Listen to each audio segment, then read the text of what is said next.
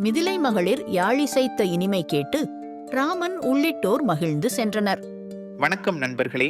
மிதிலையின் பெருமைகளை, அதன் அழகு பொங்கும் வீதிகளை, அள்ளி குவிக்கப்பட்ட நவமணி குவியல்களை, கம்பீரமான மாடங்களை எல்லாம் கண்டபடி ராமபிரானும் இலக்குவனும் விஸ்வாமித்திர மாமுனிவரும் நகரினுள் அடியெடுத்து வைத்து வருகிறார்கள். கண்கள் கண்ட காட்சிகளால் உள்ளம் நிறைந்திருக்க, செவிகளுக்கு ஓர் அமுத விருந்து காத்து கொண்டிருக்கிறது என்பதை அறியாமலேயே அவர்கள் நடந்தபடி வந்தார்கள். ஆம், செவிக்குணவு கலைவிருந்து ஒன்று அவர்களை நோக்கி வர இருக்கிறது. வன் உகிர் தளிர் கை நோவமாடகம் பற்றி வார்த கள்ளென நரம்பு விக்கி கையொடு மனமும் கூடி வெள்ளிய முறுவல் தோன்ற விருந்து என மகளிர் ஈந்த தென்விழிப் பாணித்தீம் தேன் செவி மடுத்து இனிது சென்றார். அதோ கேளுங்கள் நண்பர்களே. வீதியோரம் மாளிகைகளின் ஜன்னல்களில் இருந்து மெல்லியதோர் இசை கேட்கிறது. அது வெறும் இசையன்று, உயிர் கலந்த தேனிசை. வன் உகிர்த் தளிர்கை நோவ மாடகம் பற்றி அந்தப்புற மகளிர் மலர்தளிர் போன்ற மென்மையான கைகளில் கூர்மையான நகங்கள் இருக்க யாழின் மாடகத்தை, அதாவது நரம்புகளை திருகி இசைக்கும் குமிழ்களை பற்றி கொண்டனர். ஆம், யாழின் கம்பிகள் சரியாக ஓலி எழுப்ப வேண்டும் என்றால் அந்த மாடகங்களை திருக வேண்டும். அது கடினமான வேலை. அவர்களுடைய மென்மையான விரல்கள் நகங்கள் வலிக்க வலிக்க அந்த மாடகங்களை பற்றி திருகினர். ஆஹா, எப்பேற்பட்ட அர்ப்பணிப்பு! அந்த இசையின் மீது அவர்களுக்கு எத்தனை காதல் பாருங்கள்! மென்மைக்கும் வலிமைக்கும் நடக்கும் போராட்டம் இது. கலைக்காக தங்கள் தளிர்கரம் நோவதையும் அவர்கள் பொருட்படுத்தவில்லை. வார்த்த கள்ளென நரம்பு விக்கி தங்களுடைய கலைத்திறனால் தேன் சொரிவது போல இசையை வெளிக்கொணர யாழின் நரம்புகளை இறுக்கி கட்டியிருக்கிறார்கள். ஆம், வார்ப்பது போல தேன் ஒழுகி வருவது போல அந்த கம்பிகளில் இருந்து இசை அருவியாய் வெளிப்பட யாழின் நரம்புகளை கச்சிதமாக இறுக்கி பிணித்திருக்கிறார்கள். சற்று இறுக்கம் கூடினாலோ குறைந்தாலோ இசை சுருதி பிசகிவிடும் அல்லவா? அத்தனை நுணுக்கமாகச் செய்திருக்கிறார்கள். கையோடு மனமும் கூடி இங்கேதான் கலையின் ஆன்மா வெளிப்படுகிறது நண்பர்களே. அவர்களின் கைவிரல்கள் நரம்புகளின் மீது தவழ்கின்றன.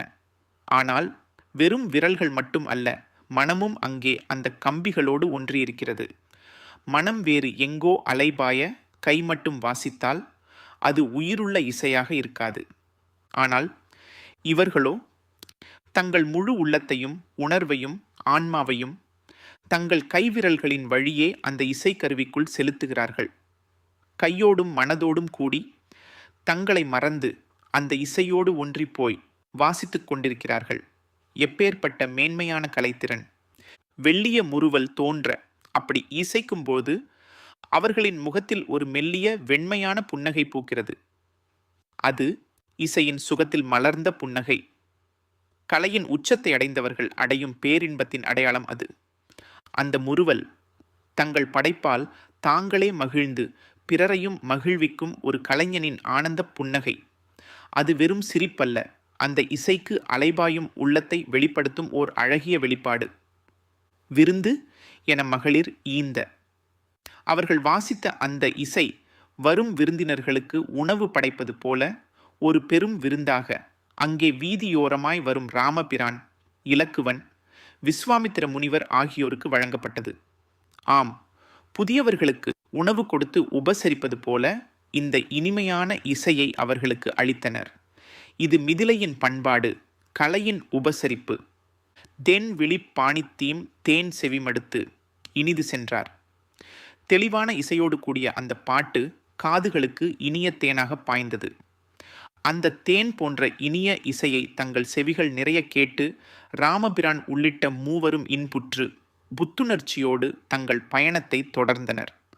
ஆம், கண்ட காட்சிகளால் கண்கள் மகிழ்ந்தன, கேட்ட இசையால் செவிகள் குளிர்ந்தன, உள்ளம் அமைதியடைந்தது.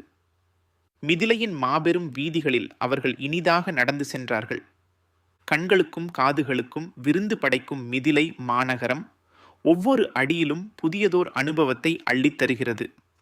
கலைகளாலும் செல்வத்தாலும் அழகாலும் நிரம்பிய ஒரு நகரத்தின் வழியே நடந்து செல்லும் அண்ணல் ராமபிரானின் பயணம் அடுத்ததாக எதை காணப்போகிறது?